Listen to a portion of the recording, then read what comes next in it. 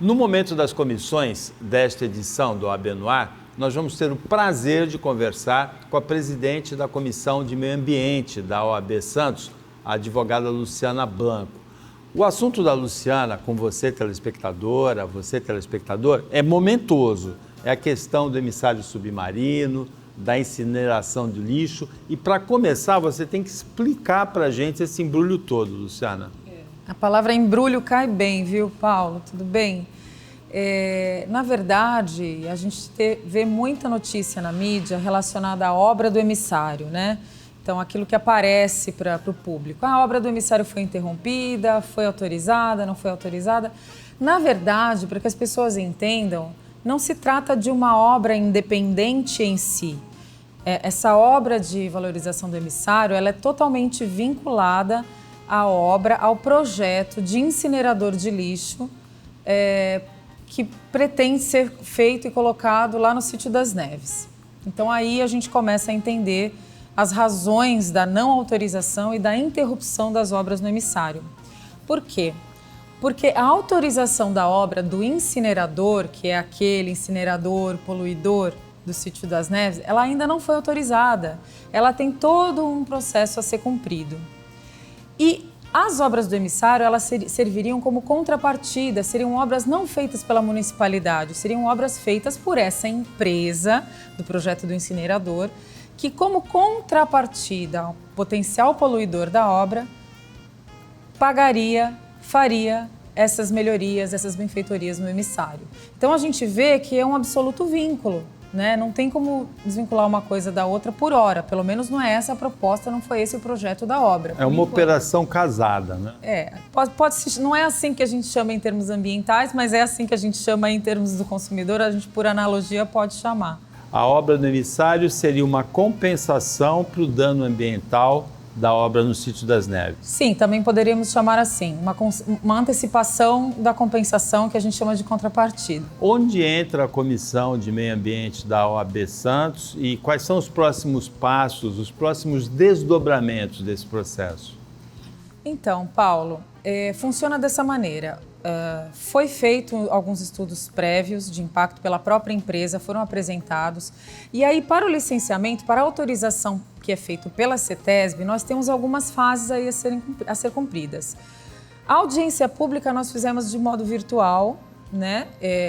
Tiveram algumas pontuações. A audiência pública ela não é fator determinante. O que determina ou não a nulidade ou a irregularidade no procedimento é não fazer a audiência pública. A audiência pública serve justamente para que o público seja ouvido e esse projeto seja eventualmente adaptado de acordo com o que as pessoas pontuaram, os técnicos, participantes, etc. Então, nós tivemos a audiência pública, nós tivemos o estudo de impacto de vizinhança que foi apresentado para a CETESB, mas esse estudo foi encaminhado para a CETESB para que a CETESB pudesse eventualmente autorizar o projeto da maneira como ele está.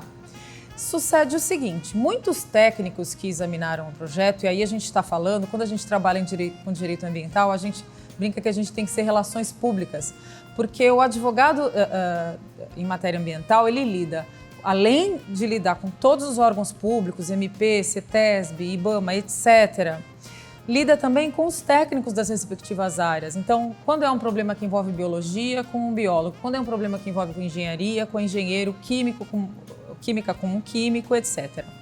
Nesse caso, existem questões que envolvem principalmente os químicos, né, os profissionais da área química e engenharia. E por que eu estou falando isso?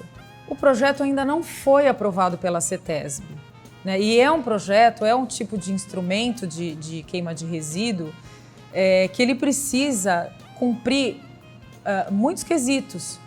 Por exemplo, o que atualmente foi apresentado, ele não é o mais atual, ele não é o mais moderno, ele não é o que melhor filtra os poluentes, né?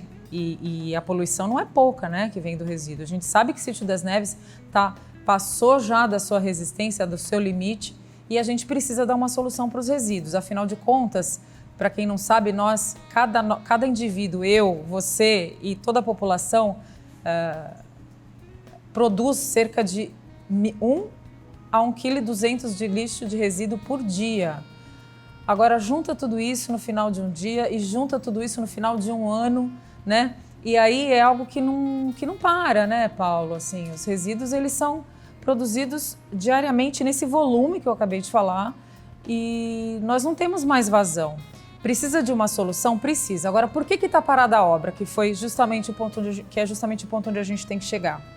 Se não foi autorizado o procedimento ainda pela CETESB, não tem como continuar a contrapartida. Não adianta a gente fazer como aconteceu nas cavas subaquáticas, né, de ser a teoria do fato consumado. Primeiro faz, depois pergunta se tinha algum problema, né? Não pode. Tem que perguntar antes. E é isso. Em que fase nós estamos? A CETESB observou todos os estudos apresentados pela empresa e ela já enviou 6 condicionantes, 6 questionamentos para a empresa e pedidos de adaptação. Então, provavelmente, são nesses 6 que nós já solicitamos, né? Hoje ainda conversamos com a CETESB sobre isso.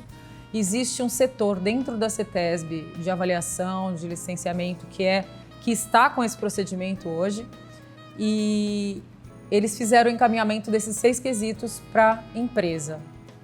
Vamos ver agora como que a empresa responde, se vai realmente se adaptar, se tem como se adaptar, se ela apresenta uma outra justificativa ou uma outra opção, né? Mas a ideia é que a empresa se ajuste a todos esses requerimentos que fez a CETESB agora, é nesse ponto que nós estamos. Primeiro, aprovação do projeto de incineração do lixo. Depois, em caso de aprovação, vai se pensar na continuidade ou não da obra no emissário. Exatamente, não adianta ter perspectiva, não adianta criar expectativa. Agora, nada impede dessa obra que está sendo colocada como contrapartida, né, e que foi abraçada, aí essa causa do emissário foi abraçada por essa empresa, nada impede da municipalidade, eventualmente, organizar seu orçamento no ano que vem, né, que a gente sabe que agora não pode, e fazer por ela mesma, mas isso não pode acontecer agora de todo jeito. E tem um outro ponto, Paulo, porque, na verdade, as contrapartidas, elas são normalmente feitas de uma maneira muito mais vinculada à poluição, aos danos ambientais, à possibilidade e à fragilidade ambiental que vem a causar essa obra do incinerador, né?